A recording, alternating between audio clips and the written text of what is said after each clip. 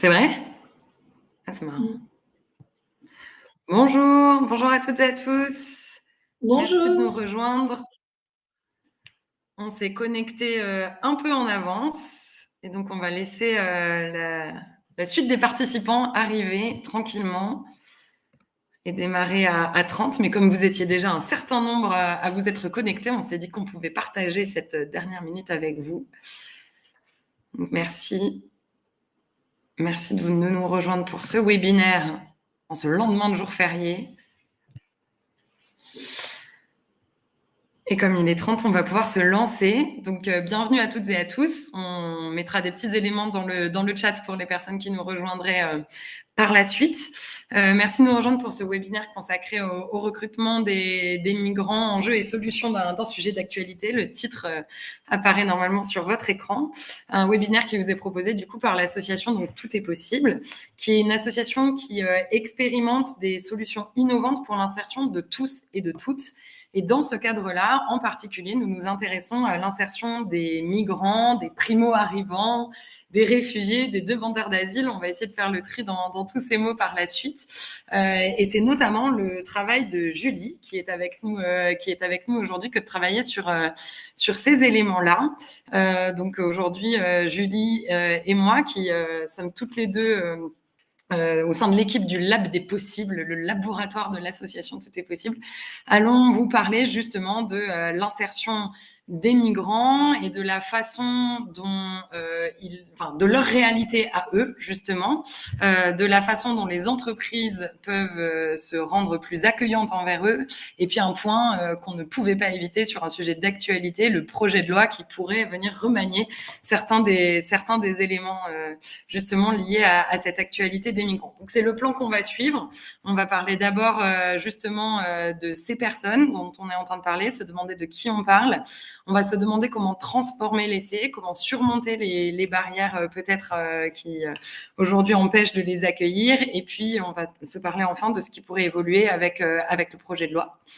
Et sans plus tarder, on va rentrer dans le vif du sujet et on va vous donner la parole grâce à un petit sondage, puisque pour justement parler des talents et des spécificités des primo-arrivants et en quoi ça peut être une opportunité RH, on aimerait d'abord vous demander à vous, parmi les propositions suivantes, quelles sont les personnes qui ne sont pas autorisées à travailler selon vous. Je lance les votes. Je vous rassure, on ne sait pas qui a voté quoi. On veut juste un pourcentage et on vous donne la réponse juste après. Donc les votes sont lancés. On attend les réponses.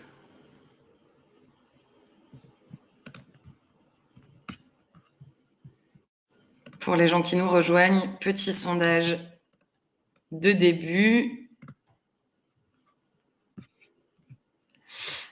Normalement, vous devez voir les réponses commencer à s'afficher. On a une grosse majorité de personnes qui pensent que ce sont les sans-papiers. Et puis, on a les demandeurs d'asile aussi. Manifestement, sur les réfugiés et les réfugiés ukrainiens, personne n'a de doute. On va laisser encore une petite seconde pour avoir quelques votes. Et puis, je vais clôturer.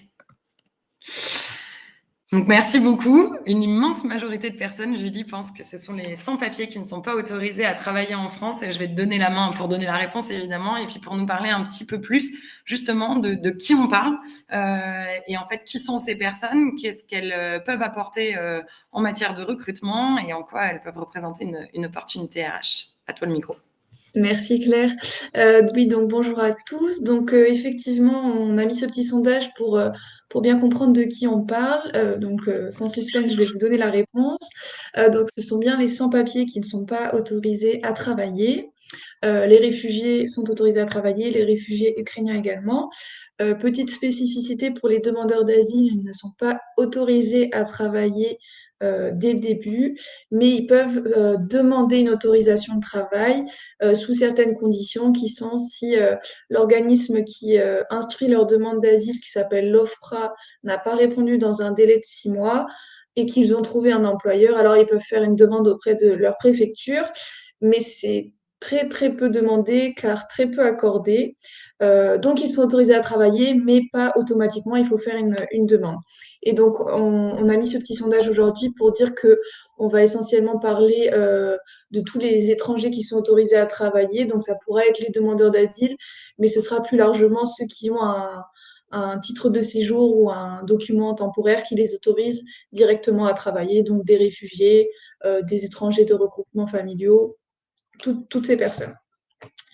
Donc, les quelques obligations légales qui incombent à l'employeur concernant le recrutement d'un étranger. Donc, c'est toutes les démarches classiques pour recruter un nouveau salarié.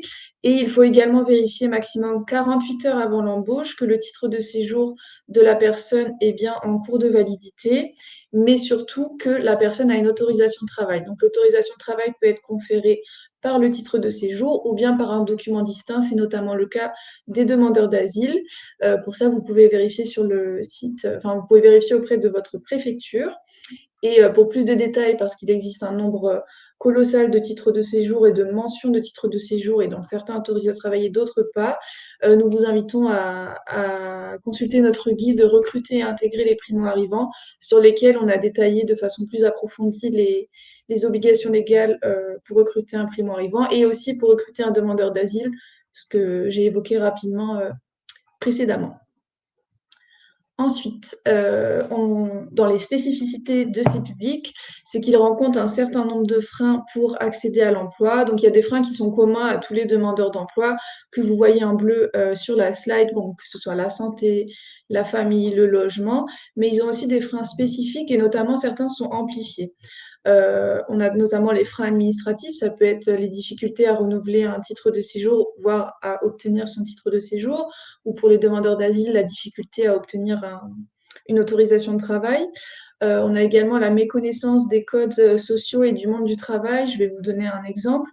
Il arrive parfois que, par exemple, un salarié ne regardait pas son supérieur dans les yeux parce qu'il s'avère que dans son pays d'origine, ne pas regarder son supérieur dans les yeux était une marque de respect, mais ce qui a pu créer une incompréhension, notamment de la part du supérieur, alors qu'en fait, c'était un code qui n'existait pas en France, mais qui existait dans le pays d'origine de la personne. On a également des gros freins sur la reconnaissance des qualifications, des diplômes ou également des expériences dans le pays d'origine ou dans des pays de transit. Beaucoup de diplômes ne sont pas reconnus, notamment, je sais pas, je vais citer un exemple, les diplômes de médecine, par exemple, un médecin en Afghanistan ne va pas pouvoir exercer directement en France le métier de médecin. Et on a également un autre frein assez important, c'est la maîtrise de la langue. C'est assez compliqué aujourd'hui d'exercer sans parler français, mais parfois les exigences sont quand même assez élevées. Et en dernier point, on a la discrimination. Donc, ce ne sont pas les seules personnes qui sont victimes de discrimination, il en existe tout un tas, mais c'est quand même des personnes qui sont plus facilement soumis à de la discrimination de par leur statut administratif de réfugié, de par leur pays d'origine, de leur culture, etc. Donc, justement, pour en revenir à la discrimination, donc pour rappeler rapidement ce que c'est, il s'agit de... Donc, à la base, c'est une catégorisation, c'est-à-dire, par exemple, mais c'est quelque chose d'inconscient. Ça va être de dire, bon, bah voilà, on va, in- inconsciemment, on va distinguer un étranger ressortissant de l'Union européenne d'un étranger venu d'ailleurs. Par exemple, on va pas avoir de la même façon un Allemand et un Afghan. Ensuite, vient le stéréotype suite à cette catégorisation. C'est une expression, une opinion toute faite de se dire, ah, ce sont des gens qui ne sont jamais à l'heure. Je cite un exemple au hasard. Et enfin, le préjugé, c'est le fait d'avoir un jugement, mais là, c'est précis sur une personne. Et ça, tout ça, ça peut conduire à la discrimination, c'est-à-dire de traiter différemment une personne par rapport aux autres pour plein de raisons. Il existe dans la loi 25 critères de discrimination. Et donc, il est très, très, très important de lutter contre la discrimination à toutes les étapes, c'est-à-dire dès le recrutement, c'est essentiel, mais aussi une fois le salarié recruté et à tous les échelons, c'est-à-dire que le RH ne doit pas faire de la discrimination lors du recrutement, l'employeur non plus, les managers et les supérieurs non plus, mais également les autres salariés. Il n'est pas tolérable de mettre quelqu'un de côté parce qu'il est réfugié, parce qu'il vient de tel pays. C'est très, très, très important pour faciliter d'autant plus l'intégration des personnes et également parce que c'est interdit. Ensuite, donc, on va lancer un deuxième petit sondage. Claire, je te laisserai le lancer dans le chat si tu veux bien. Donc, en plus des discriminations, comme on le disait, il y a une méconnaissance, une absence de reconnaissance des qualifications et des diplômes, et donc ce sont des talents relativement sous-estimés. Et donc, on vous pose la question suivante, selon vous, donc là, c'est le public spécifique des réfugiés. Combien de réfugiés exercent un métier qui ne correspond pas à leur qualification? 10%, 27%, 40%, 83%. On vous laisse quelques secondes pour répondre.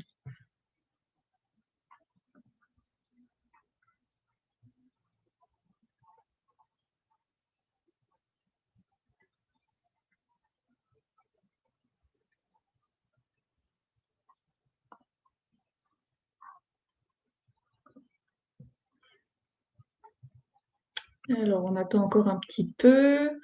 Seulement quelques personnes ont répondu. Ouais, ça se partage néanmoins entre deux pourcentages très nets. Oui, effectivement. Du coup, sans suspense, je vais vous répondre. Donc, une majorité pense que c'est 83%. La réalité est quand même un peu moins triste. Ce n'est que 40%, mais c'est déjà beaucoup trop. Ça fait presque une personne sur deux. Donc, c'est un chiffre qu'on a obtenu grâce à Singa, qui est une association qui s'occupe de l'insertion des populations réfugiées. Donc, en effet, 40% des personnes qui travaillent aujourd'hui et qui sont réfugiées ont un niveau de qualification supérieur par rapport à leur emploi. Et donc, ça montre bien qu'ils ont des talents. Il y en a qui étaient recteurs d'académie, je vous dis professeurs. Et en fait, ils viennent en France et ils rencontrent des freins, une absence de reconnaissance des qualifications. Et donc, ça conduit évidemment à comment on appelle ça, à un déclassement social. Et selon Singa également, il faudrait 10 ans pour un réfugié pour retrouver son niveau social de son pays d'origine, ce qui est quand même colossal. Et donc, pour revenir sur le sujet, donc sur les compétences et les qualifications, donc les primo-arrivants de manière générale, ils ont une certaine motivation, une loyauté et une adaptation qui est assez forte chez eux, notamment pour ceux qui ont été sur des départs forcés ou difficiles, grande capacité d'adaptation déjà de par le parcours migratoire et qui peut également se retrouver au sein du monde professionnel. Ils ont aussi beaucoup, pour certains, des hard skills en perdition en France. On peut notamment citer le domaine du textile et de la couture, par exemple, au Sénégal, c'est quelque chose qui est encore beaucoup exercé, et c'est notamment beaucoup exercé par les hommes, contrairement à France, où on constate qu'il y a quand même plus un public féminin qui occupe ce type de poste. Ils ont également des soft skills, donc je disais la loyauté, mais ça peut aussi être comme n'importe qui, des gens ponctuels, très assidus, très attentifs, et donc ça va leur permettre de s'améliorer quand bien même ils n'ont pas les compétences techniques. Ces soft skills vont leur permettre de progresser et donc d'acquérir les compétences techniques. Et enfin, en dernier point, ils peuvent permettre la revitalisation des territoires ruraux par l'artisanat et le commerce de proximité. En effet, en France, je vais prendre le cas des demandeurs d'asile parce que c'est plus simple, mais en France, il y a des centres d'accueil de demandeurs d'asile partout. Il y en a dans des grandes villes et il y en a également dans des petites villes. Et donc, si un demandeur d'asile dans un centre d'accueil d'une petite ville devient réfugié, et bah, du coup, il va commencer son insertion professionnelle. Et donc, par exemple, s'il a des compétences en boulangerie, il peut tout à fait se tourner vers cette voie et reprendre une boulangerie qui aurait été amenée à fermer dans une petite ville parce que bah, personne pour la reprendre. Et donc, ça peut être un moyen de revitaliser les territoires. Et donc, toutes ces compétences, elles peuvent être accompagnées ou valorisées par une immersion professionnelle, donc c'est-à-dire un stage entre une semaine et un mois maximum. Nous, on préconise une semaine pour voir si la personne a les compétences ou les soft skills qui font se dire à l'employeur, OK, cette personne, je vais la prendre, je sens qu'elle a un grand potentiel. Il faut aussi avoir des outils et des méthodes de partage de compétences au sein de l'équipe, c'est assez important. On peut du coup, en voyant toutes ces compétences, accompagner la personne vers l'entrepreneuriat ou le reprenariat. Et donc, ça permet d'avoir une grande capacité d'apprentissage et de formation. Ça nécessite donc, pardon, de la part de l'entreprise mais c'est pas des, comment dire, c'est pas un effort colossal, juste de faire des outils et des méthodes de recrutement inclusifs, de proposer également des outils et des méthodes pour accompagner l'intégration, que ce soit dans les codes sociaux, dans l'environnement du monde du travail, la culture du travail, favoriser vraiment l'intégration de la personne, et enfin mettre en place un environnement apprenant. Il y a plusieurs modalités, créer des cafés de conversation pour permettre à la personne de mieux parler le français. Là, je vous ai fait un retour rapide de ce qui est possible, mais vous pouvez également retrouver dans notre guide de façon très détaillée sur des fiches outils toutes les méthodes pour mettre en valeur les compétences, les qualifications et créer un environnement apprenant pour ces publics. Et je passe la main à Claire. Et justement, donc on va pouvoir un petit peu s'intéresser à la façon dont les entreprises et tous les employeurs, en réalité, il n'y a pas que les entreprises qui emploient, peuvent tendre la main à ces publics-là et peut-être combler des besoins en main-d'œuvre dans les métiers en tension, mais pas que, avec des publics qu'elles n'ont pas l'habitude d'accueillir. Et tout commence, et chez Tout est possible, on en parle beaucoup, par un processus d'intégration qui soit réellement intégrateur. C'est quelque chose dont on parle énormément aussi avec l'équipe entreprise inclusive, puisqu'on ne travaille pas que sur l'insertion des primo-arrivants, mais sur l'insertion de tous les publics qui sont aujourd'hui éloignés de l'emploi. Et tout commence par, en effet, un recrutement inclusif et un processus d'intégration qui soit réellement intégrateur. Chez Tout est possible, on insiste beaucoup, après de nombreuses mesures d'impact, sur le fait qu'un tel processus d'intégration, c'est un processus qui implique l'ensemble des collaborateurs. Là, on parle beaucoup de la réalité des personnes qui arrivent et du fait, par exemple, qu'elles ne subissent pas de discrimination ou qu'elles puissent rentrer dans un environnement apprenant. Mais en réalité, quand on travaille son processus d'intégration pour faire en sorte qu'il soit plus intégrateur, ça bénéficie absolument à tout le monde. Et vous allez peut-être découvrir des compétences, des qualités, des talents chez les collaborateurs que vous avez déjà. Et peut-être aussi leur proposer une forme de valorisation, de reconnaissance de ce qu'ils savent faire en leur proposant de participer au processus d'intégration. C'est quelque chose qu'on détaille beaucoup à la fois dans nos guides et dans nos accompagnements. Et comme je vous le mettais dans le chat, n'hésitez pas à remplir le petit formulaire qui apparaît derrière le bouton recevez nos docs et qui va permettre justement qu'on vous renvoie les documents dont on vous fait mention. Le deuxième élément pour ce processus intégrateur chez nous, il passe par le fait de favoriser l'insertion rapide en emploi. Alors évidemment, peut-être pas pour tous les profils, mais aujourd'hui, pour un certain nombre de profils qui arrivent sur notre territoire, on a finalement un retard à l'allumage avec un processus d'intégration très long qui passe par des cours notamment de français qui cherchent à faire obtenir un niveau académique, qui peuvent prendre beaucoup de temps, qui peuvent nécessiter une qualification en français avant d'aller vers l'emploi, alors même que l'objectif professionnel de la personne ne nécessite absolument pas qu'elle atteigne ce niveau de français si rapide, et qu'à l'inverse, une insertion plus rapide dans l'emploi lui permettrait à la fois de s'intégrer et de s'améliorer en français.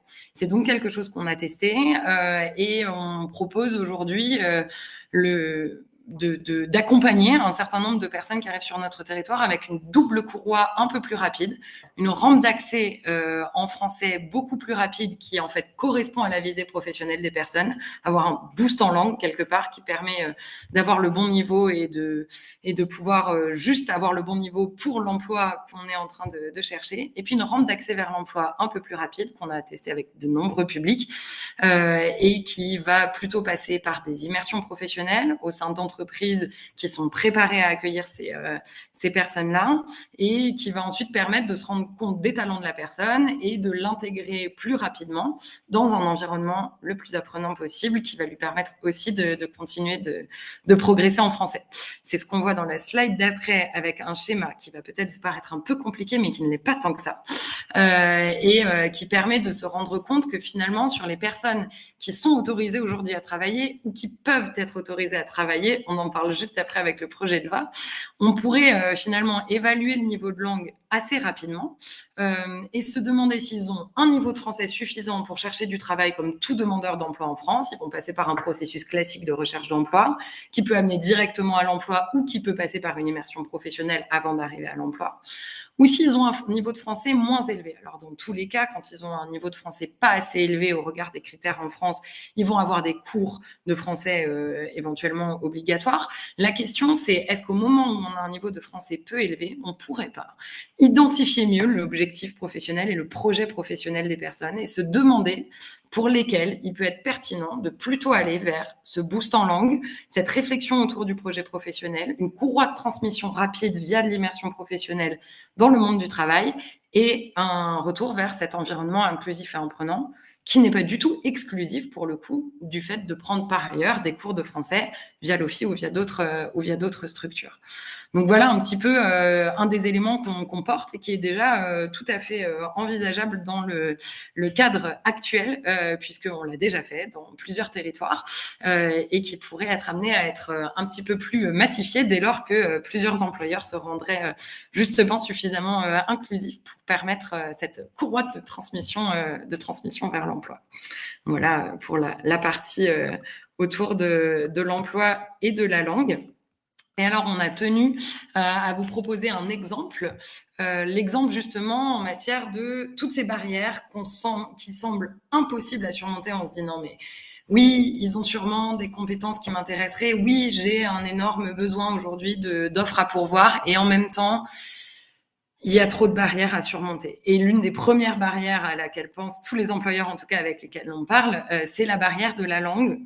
Et nous, justement, on a retravaillé un petit peu tout l'ensemble du processus de recrutement et d'intégration en se demandant où sont les endroits où on peut surmonter cette barrière. Et finalement, ça commence avec l'offre d'emploi. Et avec l'offre d'emploi, on peut se poser la question déjà de qu'est-ce que ça signifie parler français pour cette offre, pour ce poste, pour cette équipe, pour cette mission. Est-ce que j'ai besoin que la personne soit capable de comprendre des textes de 4 pages avec des termes juridiques dedans, ou est-ce que j'ai besoin qu'elle soit capable de comprendre finalement des règles de sécurité en particulier, c'est souvent ce à quoi on pense, des règles de comportement. Est-ce que j'ai besoin qu'au début elle soit capable de comprendre un peu et certains éléments précis sur lesquels je vais pouvoir utiliser des outils très simples de traduction, et après j'ai juste besoin qu'elle puisse progresser en français, auquel cas ça peut être dans le contrat finalement, le contrat moral, mais même le contrat écrit, de se dire que on va pouvoir intégrer la personne avec une vraie pente de progression à la fois en français et puis dans tout simplement les compétences qu'elle va devoir développer au travail. Est-ce qu'elle parle français? C'est une question, mais peut-être parle-t-elle anglais? Peut-être que les coéquipiers que j'ai autour de moi parlent suffisamment anglais aussi pour lui passer un certain nombre d'éléments. Toutes ces questions-là, c'est des questions à se poser au moment où on écrit son offre pour se dire finalement de quel niveau de français ai-je réellement besoin, y compris du coup pour simplifier l'offre d'emploi. Et puis ensuite, de quel niveau de français vais-je avoir besoin que la personne finalement progresse vers. Cette phrase n'était pas française, mais vous m'avez comprise. Et c'est là qu'on arrive justement à la suite de l'exemple sur la barrière de la langue, c'est-à-dire comment est-ce que je surmonte la barrière de la langue au sein de mon équipe. Donc il y a des outils très simples à mettre en place, qu'on a mis en place avec des employeurs, des outils de traduction aujourd'hui qui se sont quand même énormément développés, qui permettent même de passer par l'image avec l'appareil photo de son téléphone. On a la puissance de l'image. Aujourd'hui, on réfléchit peu finalement à comment indiquer les consignes autrement que par écrit dans le lieu de travail. Mais il y a énormément de choses qui peuvent passer par l'image. Et là, je reviens sur un point qui est extrêmement important selon nous dans la manière dont on intègre les personnes. C'est que cette puissance de l'image, elle ne parle pas qu'aux migrants, elle ne parle pas qu'aux réfugiés qu'on intègre dans notre entreprise. Il peut arriver qu'avoir des consignes par image soit plus efficace pour tout le monde ou permette d'intégrer d'autres personnes pour qui l'écrit, le vecteur écrit n'est pas le vecteur finalement le plus efficient, le plus efficace. Et donc ça peut être une excellente idée que de réfléchir un tout petit peu ces processus et d'indiquer peut-être certaines consignes par l'image. C'est aussi une occasion de favoriser l'interconnaissance. On le détaille beaucoup dans notre guide justement MageRH autour de l'intégration des migrants, mais c'est vraiment une possibilité que de passer par la réflexion collective autour de comment faire passer les bonnes consignes et les bonnes informations par l'image. C'est quelque chose qui va favoriser l'interconnaissance, qui va peut-être vous permettre de découvrir des talents de créativité chez certaines de vos recrues, plus anciennes ou nouvelles, et ce sont vraiment des choses qui fonctionnent très bien. Et puis pour des réflexes de langage, de posture à adopter très vite, on peut vous proposer des checklists à ce niveau-là. Et il y a évidemment un effort à fournir, bon, là, du côté de l'intégration, mais aussi dans la création d'un cadre apprenant qui, encore une fois, peut être bénéfique à tous. On peut mettre à disposition des ressources linguistiques. Évidemment, il est nécessaire de mettre en place un cadre dans lequel la personne va pratiquer le français. C'est-à-dire que si on intègre quelqu'un en se disant que le fait d'être en emploi va lui permettre de mieux apprendre le français, mais qu'elle n'est jamais en contact avec des personnes avec lesquelles elle parle français, cet objectif risque de moins bien fonctionner. Donc, il y a évidemment cette possibilité-là. Un certain nombre de personnes ont de toute façon des cours obligatoires. Donc, la question est de comment aménager le temps de travail pour leur permettre de suivre des cours de FLE. On peut organiser des ateliers, des cafés, on peut créer des glossaires imagés, et puis on peut utiliser finalement toutes les opportunités qu'offre la formation professionnelle en France pour leur permettre de progresser en français ou sur d'autres sujets. Mais vous l'avez compris, on a décidé là de vous filer l'exemple de la barrière de la langue. Donc évidemment, on passe très vite sur l'ensemble de ces outils, mais encore une fois, vous pouvez les retrouver dans les outils qu'on peut vous renvoyer. Et donc, je vous invite toujours à cliquer sur le bouton pour nous les demander. Vous pouvez aussi naviguer sur notre site internet et sur nos réseaux pour les retrouver. Merci Claire. Et on va aborder donc la dernière partie, ce qui pourrait évoluer avec le projet de loi immigration. Effectivement, je ne sais pas si c'est un sujet que vous avez suivi dans l'actualité, mais un projet de loi porté par le gouvernement a été proposé en fin 2022, puis largement reporté en raison de nombreux événements. L'intitulé du projet de loi, ça s'appelle Contrôler l'immigration, améliorer l'intégration. Il est porté par le ministre de l'Intérieur, mais également par le ministre du Travail, et c'est très intéressant ce point-là, puisque nous, on va seulement s'intéresser aux éléments qui concernent le recrutement, l'intégration par le travail des primo-arrivants. Et donc, pour votre information, l'étude du texte débute lundi prochain au Sénat et le gouvernement espère le faire voter d'ici la fin de l'année. Donc, on va parler essentiellement de deux mesures et dont d'une troisième qui n'existe pas. L'une des mesures du projet de loi se porte sur la régularisation des travailleurs sans papier dans les métiers en tension et dans les zones géographiques en tension. Je vais juste faire un petit rappel sur ce qui existe actuellement pour la régularisation par le travail. Donc, depuis 2012, il y a un texte qui s'appelle la circulaire Valls, qui prévoit qu'on peut être admis exceptionnellement au séjour par le travail, soit si on réside depuis 5 ans en France et qu'on a travaillé pendant 8 mois au cours des derniers 24 mois ou 30 mois au cours des 5 dernières années, ou bien si on réside depuis 3 ans en France et qu'on a travaillé 24 mois, dont 8 mois au cours des 12 derniers mois. C'est un peu compliqué à comprendre, mais vous inquiétez pas, tout ça est expliqué sur Internet. Et donc, ça concerne tous les métiers, pas particulièrement les métiers en tension. Et donc, le projet de loi prévoit de faciliter la régularisation des travailleurs sans papier dans les métiers en tension, parce qu'on constate que de nombreux métiers sont en tension et qu'on ne parvient pas à trouver la main-d'œuvre auprès de la population française. Et donc, le projet de loi prévoit que si la personne réside depuis 3 ans en France et qu'elle travaille depuis au moins 8 mois dans un métier en tension, alors elle pourrait être régularisée assez facilement. J'ai oublié de préciser que dans l'admission exceptionnelle au séjour qui existe déjà actuellement, en fait, il faut que l'employeur remplisse un CERFA pour que le primo-arrivant puisse faire sa demande de régularisation, ce qui ne sera pas le cas le, dans le nouveau projet de loi. Du coup, les personnes ne seront plus soumises au fait que l'employeur veuille bien remplir le CERFA pour avoir sa régularisation.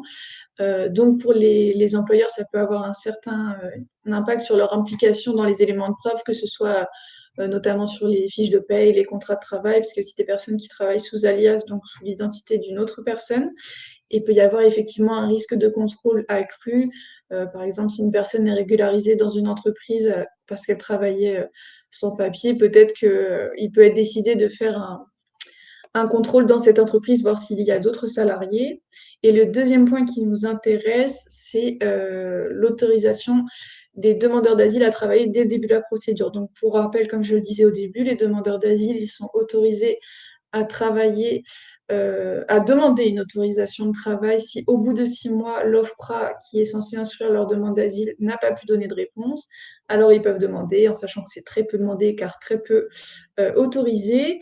Et donc la loi prévoit que on autoriserait certains demandeurs d'asile à travailler dès le début de la procédure, mais ça ne concernerait que les demandeurs d'asile qui viennent d'un pays dont le taux de protection est assez important. Je crois qu'il n'y a pas de taux défini, mais ça pourrait être par exemple 50%, et ce serait une liste qui serait mise à jour régulièrement. En titre d'exemple, actuellement, il y a l'Afghanistan, la Syrie, la Chine, la Somalie et j'en passe. Et donc, eux, ils n'auraient pas besoin de demander une autorisation de travail. Elle serait de fait parce qu'ils viennent de ce pays, et ce qui augmenterait du coup beaucoup le vivier de talents possible pour les entreprises. Et ça permettrait aussi aux demandeurs d'asile de s'intégrer plus rapidement, d'apprendre le français et de s'intégrer dans le monde du travail de la société française. Et donc, ça peut être très intéressant. Et le dernier point qui n'existe pas dans le projet de loi, ce sont des outils de diagnostic et d'accompagnement vers l'apprentissage du français et l'insertion rapide en emploi. En effet, la question du français est abordée que pour exiger un niveau académique de français pour obtenir un certain type de séjour qui est un peu plus pérenne. Sinon, ce qui est de créer des nouveaux outils d'apprentissage du français, c'est totalement inexistant dans la loi. Comme le présentait Claire tout à l'heure, nous, on essaie de mettre en avant la double courroie sur rampant français avec un français simplifié, assez court, puis avec une pratique en entreprise qui permettrait de pratiquer au quotidien, parce que ce sont des personnes qui sont isolées ou parfois dans leur communauté. Et donc, nous, on trouve que c'est ça qui manque et qui devrait être mis en avant. N'hésitez pas si vous avez des questions. Merci à tous d'avoir suivi tout le déroulé. C'était peut-être un petit peu dense, à la fois sur la réalité des Oui, personnes, à la fois sur les éléments liés aux entreprises et à la manière de les accueillir, et puis à propos du projet de loi. Donc, si vous avez des questions, besoin de clarification, qu'on revienne sur certains points ou qu'on vous donne d'autres exemples ou d'autres outils, nous sommes à votre disposition pour y répondre. On avait prévu de garder un quart d'heure pour les questions et on a tenu notre timing. Alors, on a une question de Thierry qui oui. demande, qui trouve l'idée de la courroie langue emploi intéressante. Est-ce qu'on l'a expérimenté? Quels sont les résultats? Est-ce que Julie, tu veux parler de notre Oui, expérimentation, notamment dans le Nord? oui. Alors en fait, on a été mis en relation avec une entreprise qui s'appelle Dynamo Langue, qui se situe à Pau.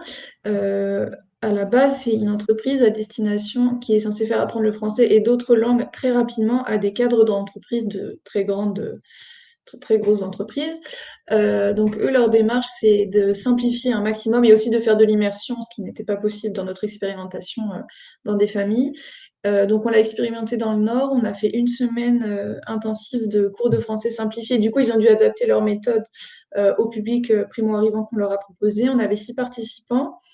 Ça a été très, très bénéfique pour eux parce que ils avaient un cruel manque de confiance à s'exprimer, alors que certains avaient quand même des connaissances, mais ça leur a permis de prendre confiance. Il y a beaucoup de simplifications. On utilise le on au lieu d'utiliser le nous, parce qu'à l'oral, presque personne n'utilise le nous. Pour parler au passé, ils disent hier, je mangeais, enfin, je mange, enfin bref, une simplification comme ça. Pareil pour utiliser le demain, les conjugaisons, etc., on oublie. Et donc ensuite, on a permis à ces personnes de faire des immersions professionnelles dans des entreprises. Il y avait notamment Decathlon et Atrium Service, qui est une agence d'entretien de bureaux. Et donc, la plupart de ces personnes ont soit trouvé un emploi, soit trouvé un chantier d'insertion. On a une personne qui ne pouvait vraiment pas intégrer une immersion parce qu'elle a participé à la semaine, mais avait un niveau de français très très faible. Mais on constate que ça a permis aux personnes de se motiver, de reprendre confiance en elles et de chercher par elles-mêmes un emploi, d'oser candidater, ce qui n'était pas forcément le cas avant. Je ne sais pas si j'ai répondu à votre question, Thierry, n'hésitez pas à préciser si ce n'est pas le cas. Et Le peut-être juste pour salaire. compléter, donc ça c'est l'expérimentation telle qu'elle a été menée dans le Nord. On a pu expérimenter aussi du côté de la Côte d'Or et dans le Grand Est des dispositifs qui sont pas exactement les mêmes, hein, puisque bah, comme vous l'aurez compris, on est un laboratoire en innovation sociale. Donc finalement, à chaque fois, on change des petits éléments pour bien se rendre compte de ce qui a un impact, ce qui n'a pas d'impact, quels peuvent être les critères à la fois du côté de l'entreprise et du côté des personnes qui sont accompagnées. Mais en tout cas, l'ensemble de ce qu'on a pu expérimenter nous permet aujourd'hui d'affirmer que pour des profils dont il faut bien estimer les critères auparavant, la double courroie rapide sur le français et sur l'immersion et le retour à l'emploi est quelque chose qui fonctionnerait mieux que les dispositifs actuels. Alors, peut-être on va d'abord prendre la question de Lumna qui porte aussi sur cette expérimentation, Ok. sur les prérequis pour intégrer cette semaine de cours de français simplifié. Il faut comprendre que nous, on travaille systématiquement donc avec des associations et des structures qui accompagnent les migrants dans leur insertion sociale sur notre territoire. Donc, on travaille avec elles et on réfléchit avec elles aux critères s'il y en a. Là, en l'occurrence, par exemple, dans l'expérimentation dans le Nord, les critères étaient essentiellement déterminés par le partenaire qui faisait la semaine de boost en langue et qui nous avait indiqué que ces méthodes n'étaient pas compatibles avec des publics entièrement analphabètes dans leur pays d'origine. Donc, non pas en français, mais dans leur langue d'origine et dans leur pays d'origine. Donc, ça a été un des seuls critères. Sur la langue en tout cas, et ensuite avec les associations qui accompagnent les personnes, on s'était posé des questions en matière de prérequis autour de la capacité des personnes justement à peut-être mieux apprendre et mieux s'intégrer en passant d'abord par l'emploi qu'en ne passant pas par l'emploi. Donc on avait plusieurs éléments comme ça avec les associations. On en profite d'ailleurs pour remercier les partenaires assez fantastiques avec lesquels on travaille sur tous les territoires et qui sont contents d'avoir un partenaire avec lequel travailler sur la partie insertion professionnelle pendant que eux travaillent sur d'autres éléments. Mais voilà, très très peu de prérequis puisque justement l'objectif c'est de se demander comment intégrer des personnes qui aujourd'hui ont un faible niveau de français, viennent d'arriver pour un certain nombre d'entre elles, ou alors quand elles sont arrivées depuis plus longtemps, n'ont peut-être pas travaillé du tout en France, voire pas travaillé dans leur pays d'origine, et donc pour lesquelles il va falloir vraiment travailler sur des équivalences de compétences, de qualifications, de talents, etc., etc., et sur la définition du projet professionnel. Donc l'objectif, c'est qu'il n'y ait pas trop de critères. Julie, je vais te laisser en tant Oui. que spécialiste la question autour de le salarié doit-il être en CDI pour être régularisé dans la nouvelle loi, ou est-ce qu'avec l'intérim, ça peut passer? Eh bien, selon la rédaction actuelle du projet de loi, puisque du coup, comme les débats commencent la semaine prochaine, il est fort probable soit déjà que cette disposition disparaissent parce que c'est quelque chose qui fait énormément débat au sein des différents partis politiques. En tout cas, dans la rédaction actuelle du projet de loi, il n'y a pas de critères sur le côté CDD, CDI, intérim. Je pense que ça a été réfléchi, peut-être que ce sera précisé, peut-être par des textes du type décret, etc.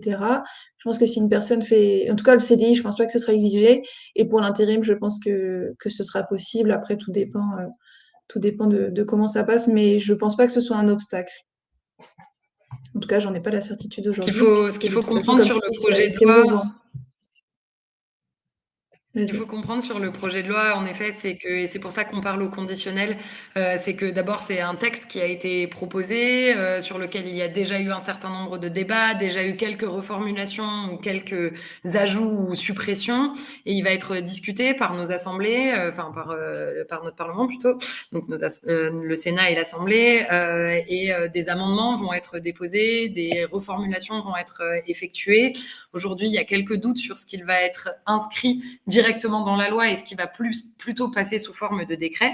Et puis, il y a tout un tas aujourd'hui de structures qui effectuent un plaidoyer auprès des institutions pour justement que le projet de loi permette ou ne permette pas un certain nombre d'éléments. Donc, c'est pour ça qu'on prend un petit peu des pincettes là sur la réponse autour de l'intérim dans le projet de loi tel qu'il est écrit aujourd'hui. Oui, ça passe parce que c'est fournir des éléments de preuve de travail effectif et rémunéré avec un employeur. Et donc, un employeur en intérim, ça fonctionne aussi bien qu'un CDI, mais il n'est pas certain que ça soit conservé pour la suite. Et c'est d'ailleurs la même chose avec la question autour de la circulaire Valls et de la question autour de comment les employeurs français pourraient être poursuivis ou non s'ils ont embauché quelqu'un en situation irrégulière dans le cadre de la circulaire Valls ou dans le cadre de la future loi. Il y a évidemment déjà deux cas. Il y a le cas où l'employeur le sait et le cas où l'employeur ne le sait pas. Un employeur ne peut pas être tenu responsable de ne pas savoir qu'il employait quelqu'un en situation irrégulière. En revanche, au moment où la personne se fait connaître auprès de lui en lui demandant d'indiquer que oui, l'employeur l'a bien embauché pour pouvoir se faire régulariser. Évidemment, l'employeur ne peut pas être tenu pour responsable d'avoir employé quelqu'un pendant 3 ans. Donc là-dessus, il n'y a pas pendant 5 ans en l'occurrence actuellement. Donc là-dessus, il n'y a pas de sujet. La question dans le projet de loi actuel de savoir si l'employeur risque d'être considéré comme complice de la situation irrégulière n'est pas entièrement répondu, en tout cas pas par le projet de loi, mais l'intégralité des personnalités politiques et des structures associatives avec lesquelles on a pu discuter du sujet jusqu'à présent indique que, a priori, l'idée c'est que on permette la régularisation des personnes qui ont travaillé régulièrement pendant 3 ans sans évidemment poursuivre ni les personnes ni les entreprises, mais que par contre, en contrepartie, entre guillemets, de cette possibilité-là de régulariser des personnes au bout de 3 ans, des contrôles accrus auront lieu dans les années à venir pour indiquer que, par contre, ces situations irrégulières doivent cesser. Donc, c'est a priori l'équilibre vers lequel va à ce stade le projet de loi. Et j'ai mis des a priori et du conditionnel partout. Oui, c'est exactement ça, Claire. C'est très difficile. C'est un peu le côté ambivalent de la loi, c'est-à-dire qu'il prévoit une régularisation, mais en même temps, du coup, se pose la question de quels seront les risques pour les employeurs. Et c'est assez complexe, mais effectivement, aujourd'hui, difficile d'avoir une réponse très claire. Mais on va continuer de suivre attentivement l'évolution du projet de loi et peut-être de la loi finale. Je sais pas s'il y a d'autres questions. J'en vois. Alors à ce stade, j'en vois pas d'autres dans le chat, mais peut-être qu'on en a quelques-unes qui vont arriver. Puis si c'est pas le cas, on va vous remercier d'avoir participé à ce webinaire. Merci pour toutes vos questions. Merci d'avoir suivi tout du long. Comme je vous le mettais dans le chat, on m'a indiqué que le bouton qui est censé vous permettre de télécharger la présentation n'a peut-être pas fonctionné, ou peut-être qu'il fonctionne pour certains. Mais en tout cas, dès lors que vous nous écrivez, alors via le formulaire ou alors tout court en nous retrouvant sur les réseaux sociaux, ça marche très bien aussi. Il n'y a pas de souci. Vous allez pouvoir obtenir justement l'intégralité de nos documents, à la fois cette présentation, mais éventuellement d'autres documents. Vous pouvez utiliser l'espace commentaire pour nous indiquer si vous souhaiteriez avoir plus de précision aussi. On peut prendre le temps de répondre dans notre mail à une question que vous n'auriez pas posée là ou que les personnes se poseraient en replay sans aucun problème.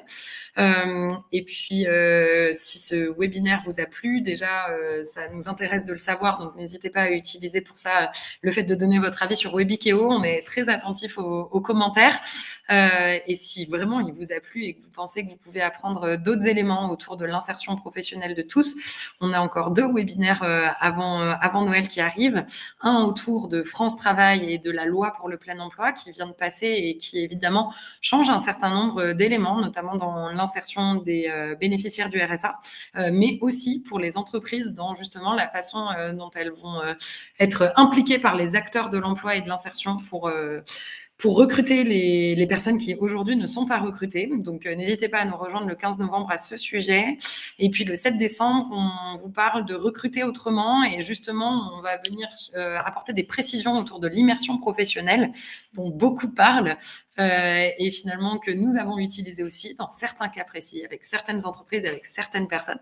Et donc, du coup, le 7 décembre, on vous parle justement de comment et pourquoi et avec qui et dans quel contexte mettre en place une immersion professionnelle pour solutionner des problèmes de recrutement et des soucis de tension éventuels sur le marché du travail.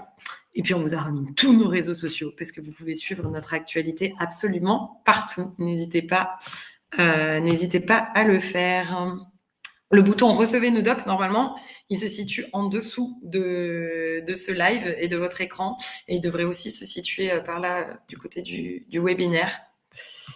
Mais c'est possible que vous ne le voyez pas. Auquel cas, on vous invite à nous envoyer un email ou à nous contacter sur LinkedIn sans aucun problème. On répondra à toutes vos questions et on vous enverra tous les documents possibles. Ah, si vous voyez le bouton, parfait. Merci à toutes et à tous d'avoir participé à ce webinaire. On espère vous retrouver nombreux au prochain. À très bientôt. Merci beaucoup, au revoir.